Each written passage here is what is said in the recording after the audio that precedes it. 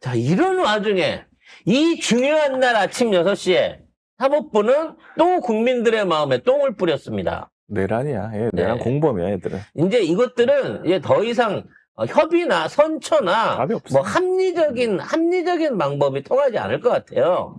자, 추경호 구속 기각에 대한 일단 기사부터 정리를 하겠습니다. 네. 자, 어제 9시간 동안 진행된 영장실질심사에서 이정재 영장 전담 판사는 혐의 및 법리에 대해 다툼의 여지가 있어 면밀하고 충실한 법정 공방을 거친 뒤 그에 합당한 판단과 처벌을 하는 것이 타당하다면서 구속영장을 기각했습니다. 아니, 어디에 다툼의 여지가 있어요? 도대체가. 아니, 추경호가 안 했다고 하는, 추경호는 내란에 대해서 아무 연관관계가 없다고 하는 다툼의 여지가 뭐가 있습니까? 동선을 봐서 있어요. 주변에 증언이 있어요. 명확한 증거가 있어요. 얘는 계속 계엄 기간 내내, 국회 안에 있으면서도 국회의원들을 빼돌렸고, 심지어 이 계엄 해산이 끝난 후에도 윤석열과 통화하고 조금만 기다려봐. 라고 하는 메시지를 듣고 의원들을 국회로 못 들어가게 막았던 놈이에요. 이것도 근데 다툼의 다툴 여지가 있다고? 있다고 하면은 뭐 판사 안 해야지, 이거는. 그냥 법이 없는 거지. 이것도 다툴 여지가 있다고 뭐 아무도 깜빵에 못 들어버리는 거야, 이거. 여러분 분노하지 마세요. 이랬다고 해서 추경호가 죄가 없다는 게 아닙니다. 구속을 못 시키고 풀어놓은 상태에서 재판을 한다는 얘기일 뿐이고요. 재판의 결과는 묻지도 말고 따지도 그냥 사형입니다. 홍준표도 약간 그런 얘기를 했죠. 추경호 불구속은 면죄부가 아니다. 한덕수 재판을 거론하면서 한덕수도 15년 받았다. 이렇게 얘기를 하고 있습니다. 그래서 추경호는 더더욱 사형을 받아야 될 범죄자로 집히는 거고요. 전 이런 놈을 풀어놓고 돌아다니게 하는 게 오히려 국민들의 법 감정에 대한 불신을 키우고 뭔가 개혁의 요구를 더 키워주는 꼴이라고 생각해요.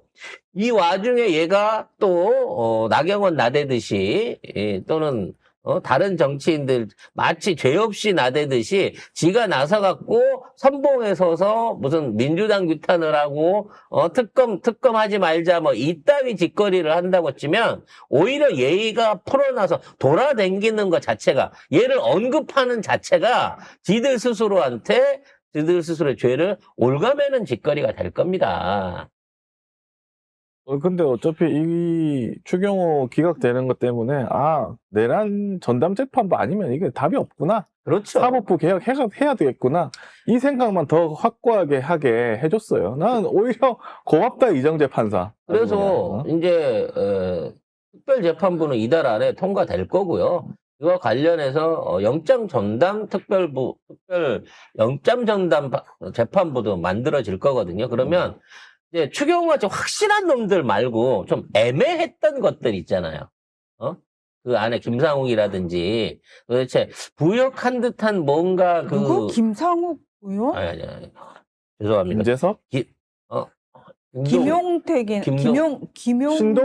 신동욱, 나경원 그렇지. 이런 애들. 네. 안에서 전화질 받으면서 뿌락치했었던 신동욱 같은 놈들 뭐 이런 놈들 있잖아요. 이런 놈들 구속영장 지금 쳐도 안 나옵니다. 추경호도 안 나오기 때문에 아마 대부분 안 나올 거예요. 지금 있는 상황이라고 치면. 지금 조희대 사법부가 지금 오히려 내란 전담 재판부를 하게 만들어주고 있어. 그러면서 뭐라 그러는 줄 알아요? 내란 전담 재판부는 위헌 소지가 있다 이러면서 발표를 했어요.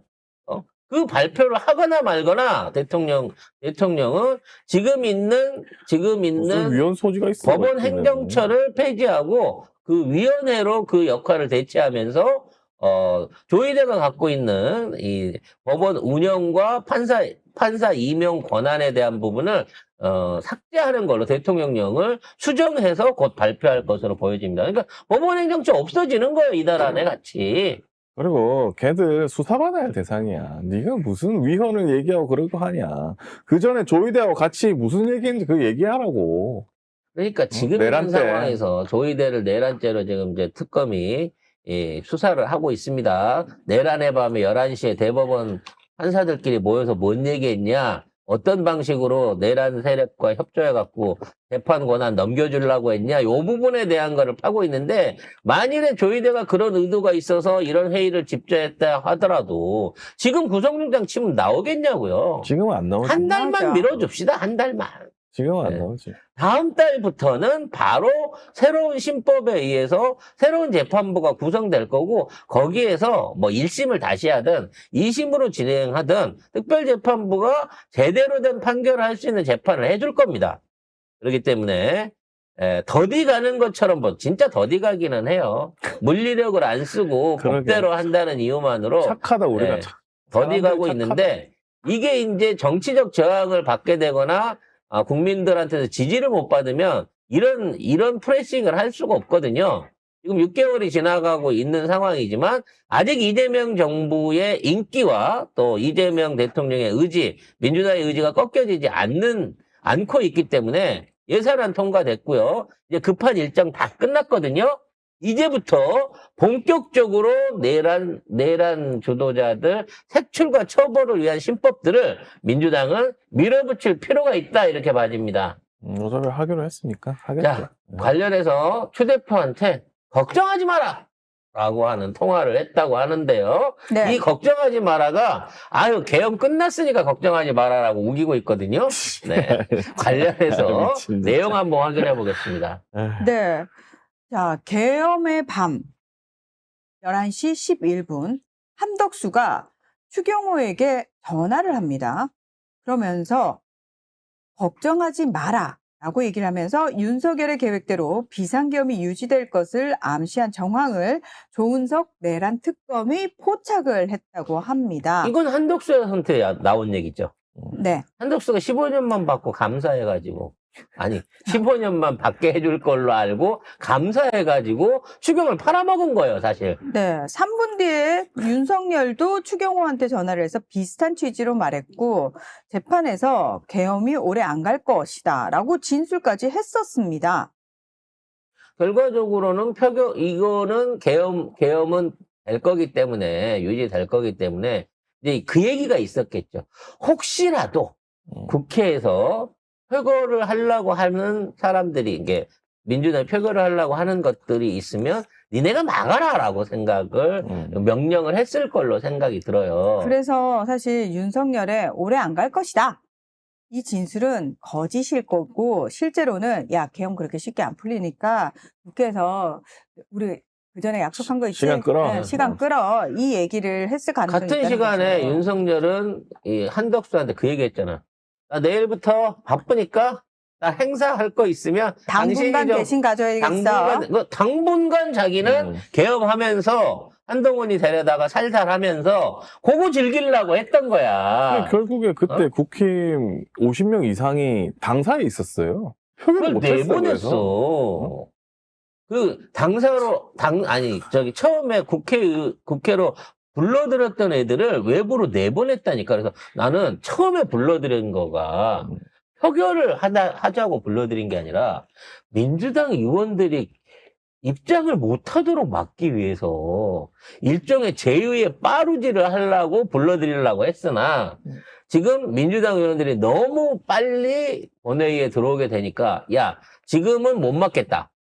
지금은 못 막겠으니까 일단 당사로 가서 우리가 정족수를 어떻게든 못 이루게 방해를 하자라고 얘기를 한 게 아닌가 라는 생각이 듭니다. 그런데도 이거를 참 기각을 하고, 그래 잘났다 이정재 판사. 조희대 지켜보고 있겠지. 오늘 사실 이재명 대통령하고 오부의원이 모여가지고 만찬했다고 하는데. 조희대 표정 한번 볼 수 없을까?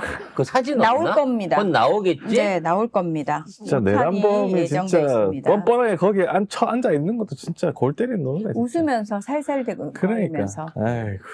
그래서 걔를 히데요시라고 하는 거예요. 난 진짜 조희대를 보면서 무슨 생각하냐면 저 새끼 소시오패스가 아닐까라는 생각이 들 정도로 그렇게 이재명 대통령하고 손 붙잡고 웃으면서, 그리고 등 뒤에서 자기가 칼 꽂고 있고, 전 국민이 이걸 또 다 안다는 걸 알면서도 그렇게 뻔뻔하게 나올 수 있는 거는 소시오패스가 아니면 그게 가능한가? 그래서 개업 2년 전부터 윤석열은 싹 쓸어버려야 된다라는 얘기를 했다는 겁니다. 근데 군대 출신도 아니고 육사나 뭐 어떤 정식 병 출신도 장교 출신도 아니고 검사 출신이 내가 싹 쓸어버려야 된다라고 하는 거는 얘가 도대체 어떤 방식으로 법 집행을 하고 검사 생활을 했는지가 눈에 보여지는 거예요. 즉 검사가 주축이 돼서 싹 쓸어버리고 밑에 있는 물리력들을 경찰이나 군인으로 카바친다라는 생각으로 얘는 쿠데타에 자신감을 갖고 있었던 거죠. 왜? 검찰이라고 하는 인력은 군대도 지휘할 수 있고 경찰도 지휘할 수 있고 의사들도 지휘할 수 있고 뭐든지 다 할 수 있다라고 하는 이런 싸가지 없는 자신감을 가졌던 것 같아요. 그래서 실제로 비상대권 사용에 대한 강한 의지를 여러 번 반복적으로 표하는데요. 2022년 11월 취임 6개월도 안 됐을 때 비상대권이 있다. 총살을 당하는 한이 있더라도 다 싹 쓸어버리겠다. 라고 얘기를 했고요. 2024년 3월 총선 10일 전에 비상대권을 통해 헤쳐나가는 것밖에는 방법이 없다. 그리고 총선 패배 후인 7월에는 한동훈은 빨갱이, 군이 적극적인 역할을 해야 하는 것 아니냐 이런 얘기를 했습니다. 그 어처구니 없는 건 이건 조선일보 기사인데 서울구치소에서 윤석열이 측근한테 그랬대요. 아, 비상계엄 선포하지 않았더라도 우리가 죽었을 것이다. 뭔 말이야 이게 도대체. 이게 뭔 어차피 말이야. 정권 뺏기면 죽는다는 걸 알고 있었다는 거야. 그러니까 지네들이 저지른 범죄, 어마어마한 범죄들을 덮을 방법이 없다는 거지, 정권이 바뀌면.